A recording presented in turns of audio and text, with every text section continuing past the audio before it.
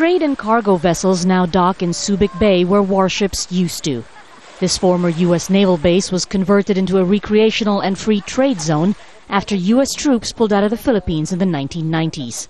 Many Filipinos hoped that was the end of U.S. military presence in the country.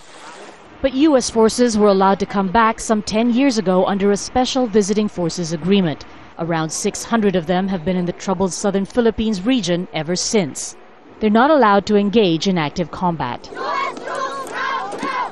But now, many Filipinos are taking to the streets again as the two governments want to expand their cooperation and let more U.S. troops in, saying it would be mutually beneficial.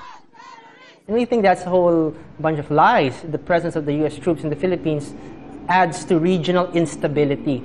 They're trying to use the Philippines as a forward base and as a means to project their military power towards China, towards Korea, and throughout the entire Southeast Asian region. This is where the territorial dispute over the Spratly Islands in the South China Sea comes in, particularly with China being among the claimant states. Many believe the U.S. is using the dispute to justify its continued presence in the Philippines. But the Philippine government is also perceived to be playing up the tensions to garner military support and other favors from the U.S. The country has long had a need to modernize its poorly equipped armed forces, and this was highlighted by recent altercations with the Chinese military in disputed waters. But China is among the Philippines' leading trade partners, and it has made it clear it would be displeased with U.S. involvement. It's even being reported here that Chinese state-run media are calling for economic sanctions against the Philippines for its so-called arrogance over the Spratlys. We're not trying to play anyone off against anyone else. We're mainly just trying to maintain our territorial integrity.